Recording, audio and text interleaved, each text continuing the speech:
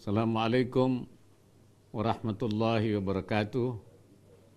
Bismillah, walhamdulillah, wassalatu wassalamu ala rasulillah wa ala alihi wa sahbihi wa mawalah.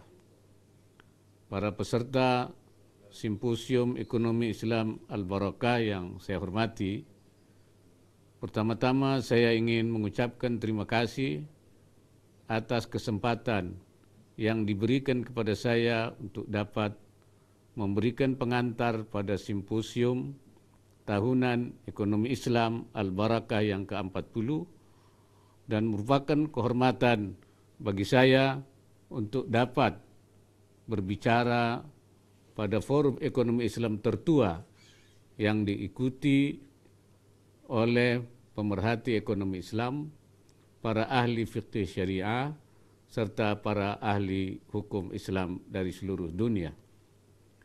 Saat ini COVID-19 menjadi pandemi global yang menyerang hampir semua negara di dunia.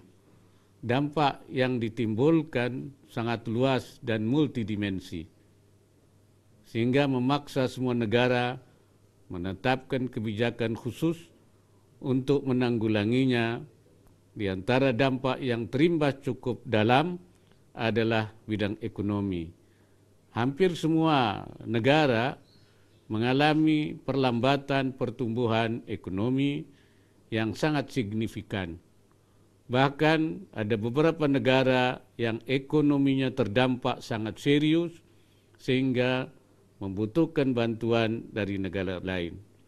Pandemi COVID-19 dan segala dampaknya merupakan pengalaman baru bagi kita semua, sehingga pemerintah menjadi gamang dalam mengambil keputusan untuk menanggulanginya.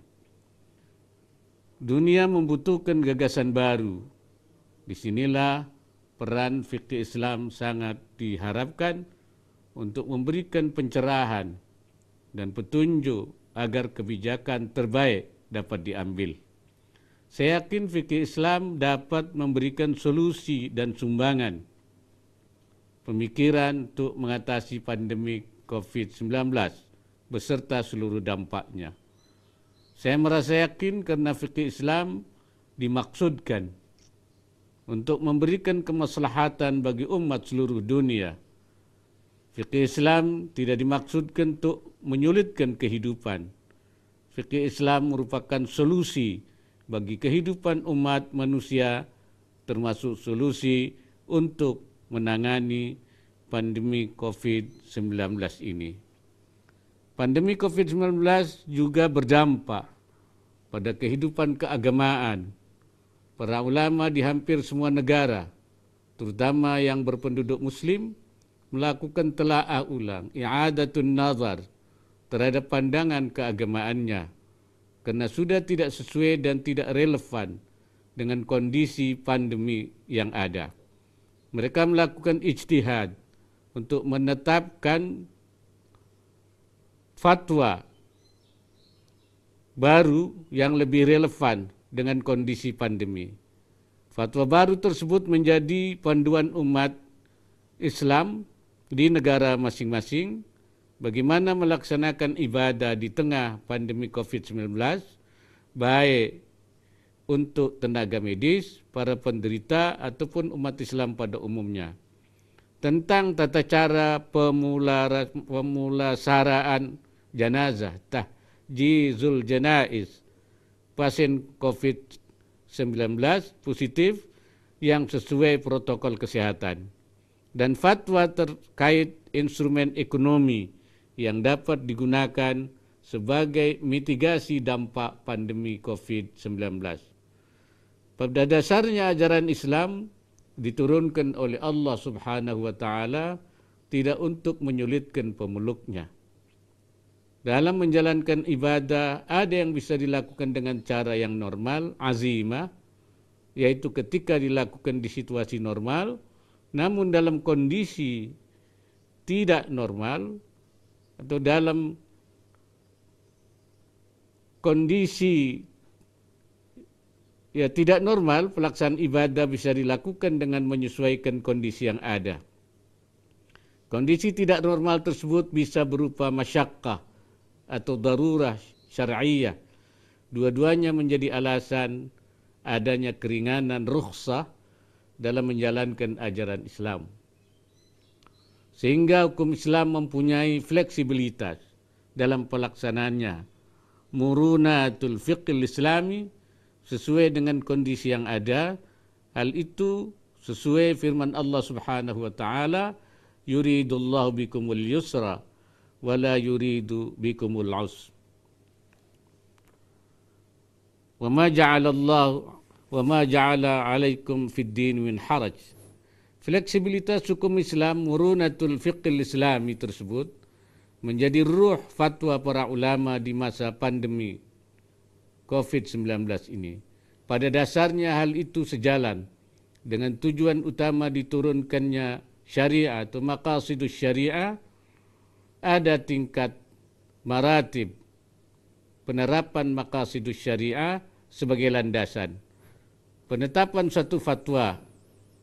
Kondisi pandemi COVID-19 yang terjadi saat ini menjadikan hifdzun nafs, menjaga keselamatan jiwa, menjadi pertimbangan paling utama dalam menetapkan fatwa.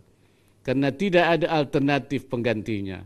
Sedangkan hifdzuddin, menjaga keberlangsungan agama, menjadi urutan berikutnya karena ada alternatifnya, yaitu penerapan rukhsah, kemudahan. Dan kemudian baru mempertimbangkan 3 maqasid syariah lainnya, yakni hifdzul mal, hifdzul aqal, dan hifdzun nasal atau al-'ard. Motivasi hifdzun nafs, menjaga keselamatan jiwa, menjadi pertimbangan utama kami di Indonesia dalam menetapkan kebijakan tanggap darurat untuk mengatasi pandemi COVID-19, yaitu dengan menetapkan langkah-langkah seperti berikut ini. Mengurangi penyebaran COVID-19 dan menekan jumlah orang yang tertular, caranya dengan memberlakukan pembatasan pergerakan masyarakat melalui kebijakan pembatasan sosial berskala besar atau PSBB, penerapan social distancing, melarang terjadinya kerumunan masyarakat, dan mengurangi segala bentuk kegiatan yang dapat berpotensi menularkan COVID-19. Intinya, bekerja, belajar, dan beribadah dari rumah. Dalam tahap ini, peran para ulama sangat signifikan. Melalui fatwa menganjurkan untuk mengambil rukhsah dalam menjalankan ibadah dan aktivitas keagamaan lainnya. Setiap aktivitas keagamaan yang melibatkan kerumunan orang banyak, seperti salat Jumat dan jamaah rawatib dan tarawih di masjid, diarahkan untuk dilaksanakan di rumah. Melaksanakan tes COVID-19 secara massal, karena hal itu menjadi kunci dalam penanganan pandemi COVID-19 dan meningkatkan kapasitas layanan kesehatan di seluruh negeri. Kebijakan terkait penanggulangan dampak COVID di bidang ekonomi juga menggunakan ruh fleksibilitas al-muruna. Hal itu dilakukan sebagai upaya untuk menjalankan tujuan utama hukum Islam, maqasidul fiqhiyah, yakni tegaknya kemaslahatan, kemanfaatan, serta hilangannya bahaya, iqamatul masalih wal manafi' wa izalatul mafasid wal adrar. Pendekatan fikih sangat membantu dalam melakukan penanggulangan dampak ekonomi terjadinya pandemi COVID-19. Karena fikih mempunyai karakter solutif terhadap permasalahan yang muncul atau makharij fiqhiyah dan meringankan at-taysir dalam penetapan kebijakan aplikatifnya. Kondisi pandemi saat ini berdampak signifikan terhadap ekonomi. Banyak usaha yang tidak bisa jalan secara normal sehingga mengambil kebijakan merumahkan karyawannya. Kemudian lapangan kerja informal juga terdampak langsung akibat rendahnya permintaan atau demand. Hal itu menyebabkan lahirnya kelompok fakir miskin baru yang akan berdampak langsung pada kemampuan mereka menjalankan kewajiban finansialnya. Oleh karena itu diperlukan adanya langkah penyelamatan dengan memberlakukan relaksasi at-taisir, terutama bagi kelompok terdampak dalam menjalankan kewajiban finansialnya. Dalam konteks ekonomi, kami di Indonesia fokus dalam menjaga tingkat kesejahteraan masyarakat, terutama bagi mereka yang miskin dan rentan. Caranya dengan memberikan bantuan langsung kepada masyarakat miskin dan rentan, baik itu bantuan sosial berupa uang tunai maupun bantuan dalam bentuk kebutuhan bahan pokok. Kemudian juga pemberian keringanan pembayaran listrik bagi masyarakat paling bawah dengan pembebasan pembayaran tagihan selama 3 bulan, dan bagi pelanggan di atas kelompok paling bawah diberi keringanan 50% dari tagihan selama 3 bulan. Selain itu juga kami fokus untuk memastikan tersedianya berbagai kebutuhan bahan pokok. Berbagai kemudahan telah diberikan, termasuk mempermudah pemberian izin mengimpor berbagai kebutuhan pokok, dan hal ini mengingat pula bahwa kita telah masuki bulan Ramadan yang akan diakhiri dengan Lebaran, di mana kebutuhan konsumsi bisa akan meningkat lebih tinggi. Kami juga fokus menjaga kegiatan usaha agar tidak mengalami pemburukan yang mendalam, sehingga pada saatnya nanti akan dapat cepat bergerak kembali dipulihkan. Caranya adalah melalui kebijakan pemberian stimulus fiskal, melalui insentif perpajakan, dan berbagai kemudahan lainnya. Dari sisi kebijakan moneter, dilakukan penurunan tingkat suku bunga acuan hingga mencapai 4,5%. Selain itu, dalam rangka membantu sektor keuangan, telah diambil sejumlah langkah, di antaranya memberikan kemudahan dalam melakukan restrukturisasi kredit.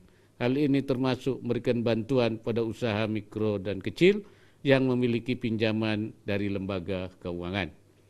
Relaksasi atau taisir yang diberlakukan tersebut tentu saja setelah mempertimbangkan kondisi real masyarakat yang mengalami kesulitan atau masyakkah dalam menjalankan kewajiban finansialnya akibat dampak pandemi COVID-19.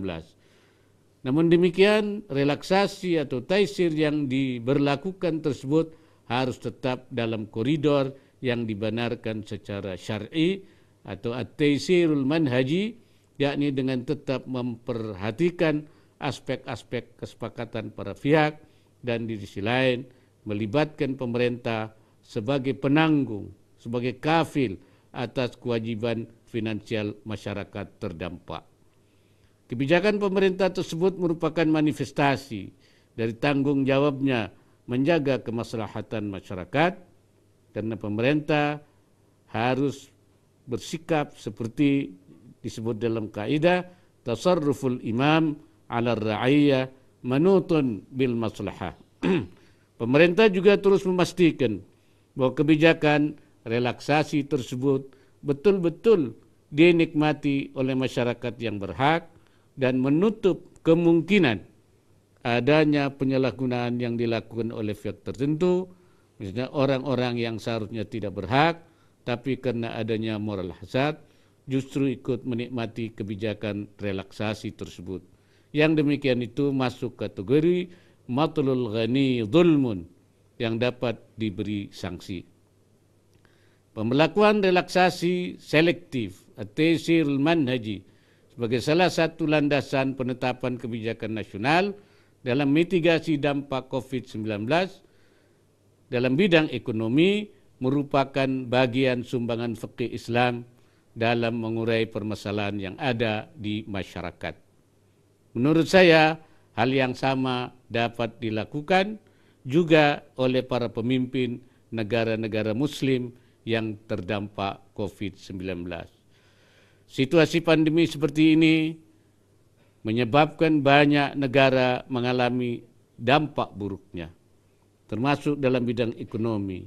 Oleh karena itu, saya mengajak kepada semua peserta dan pengambil kebijakan dari negara-negara Muslim untuk bersatu, saling membantu, saling bahu-membahu, membangun kerjasama, dan saling tolong-menolong, at-ta'awun wat-tanasur, sehingga kita dapat menangani pandemi ini dengan baik, dan kita juga dapat membantu negara-negara yang membutuhkan untuk segera pulih. Wallahu a'lam bissawab. Assalamualaikum warahmatullahi wabarakatuh.